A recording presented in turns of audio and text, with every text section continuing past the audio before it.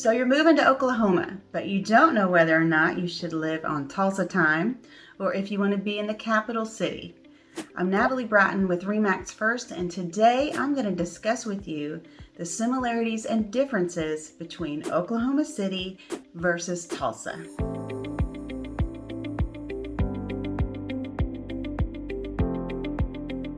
Welcome to the third video in my series, Oklahoma City Versus. And today we're keeping it close. Today we're discussing Oklahoma City versus Tulsa. It's just up the turnpike. These towns are 100 miles apart. And I'm going to discuss with you the similarities and differences and the personality of these two towns. First up in Oklahoma City versus Tulsa is population. So in previous videos, I've already shared with you that Oklahoma City is huge. It's over 600 square miles, and we have about 1,000 people per square mile. We have somewhere between 629 to 650,000 people. And then Tulsa is much smaller. It's 187 square miles, and they have just under 1 million people. So the population density is like 2 to 1.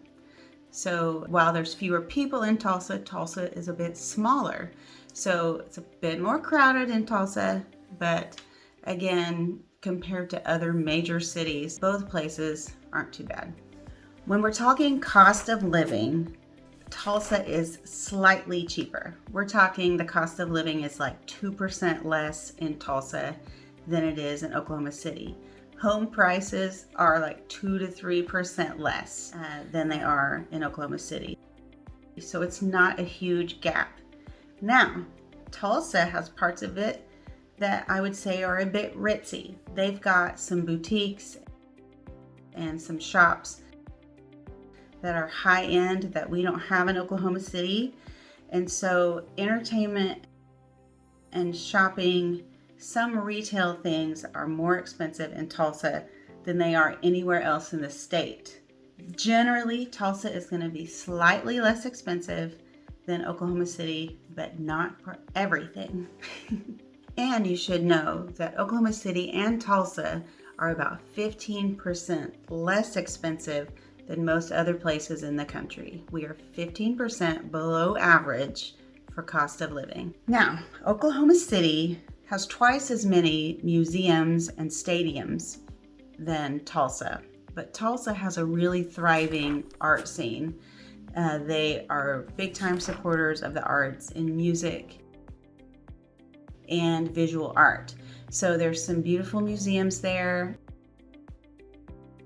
They have their own opera, they have their own ballet, and actually they are very possessive of that. In fact, if you are an Oklahoma City musician or you're an outsider, it's hard to get gigs in Tulsa because they want to support their Tulsa musicians so much.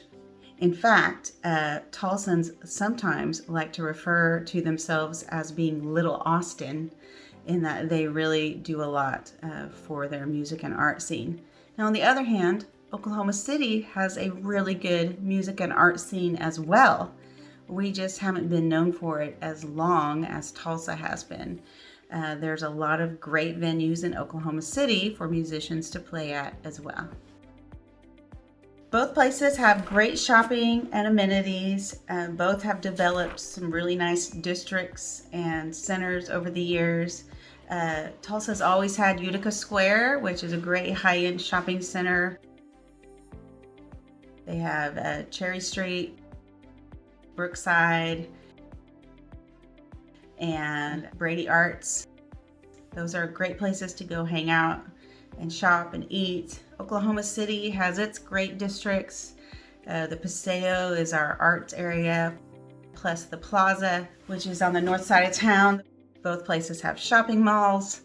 Like basically, if you want to go spend some money, both places have plenty of options. But there is a place that you must go if you visit Tulsa.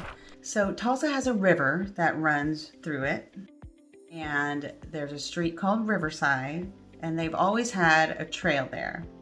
But in the last 3 years, they developed this place called the Gathering Place, and it is a huge park, and it has many sections to it, and there's a massive, like 5-acre playground, and there's a food court, there's a boathouse with a restaurant in it, and you can rent kayaks and canoes and paddle boats.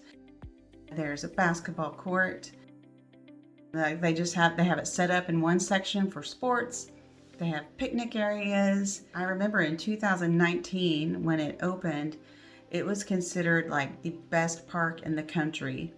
And maybe again in 2020 was like the best park ever. Now, the Oklahoma City has been doing lots of similar work to our town in Oklahoma City, and we have a new park called Scissortail Park.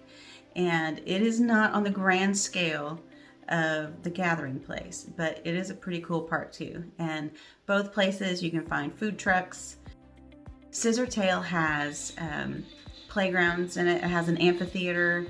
There are 2 sections of it, and I-40 is in between, and we have a big bridge that you can walk across to get from one side to the other.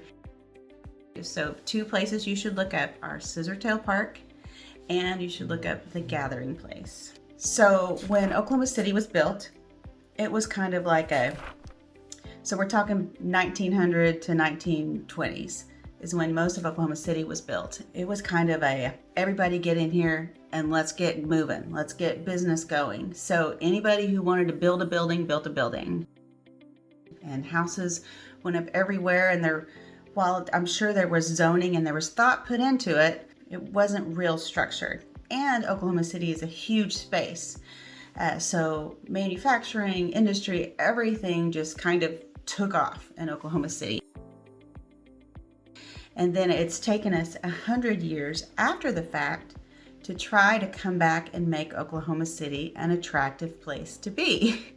And up until 30 years ago, downtown Oklahoma City was just dead. Everything was just really spread out. On the other hand, Tulsa, from 1900 to 1920, was mostly populated with fancy people from the Northeast who were in the oil and gas industry. And when they came into town, they were very conscientious of where they put buildings and how they structured the town. And so they have these great architecture, really pretty buildings and churches in Tulsa, and everything is kind of designed to flow and make sense. So Tulsa is prettier than Oklahoma City. It's also just 187 square miles to maintain, where Oklahoma City is huge. So Tulsa is generally more attractive than Oklahoma City. Well, that's all for now, but there's actually so much more. In fact, that next Friday, I'll be sharing with you Oklahoma City versus Tulsa Part 2. See, I went online and I asked my friends who lived in Tulsa and Oklahoma City what their opinion is of both towns. And it was actually very interesting. I found out that Tulsans don't like Oklahoma City. I never knew. I also interviewed my friend and colleague Julianne, who is a realtor in my office, who lives in Tulsa and sells real estate in Tulsa. So come back next Friday. In the meantime, if you have more questions or want information on transferring to Oklahoma City, go to my website, oklahomahomeseller.com. See you next week.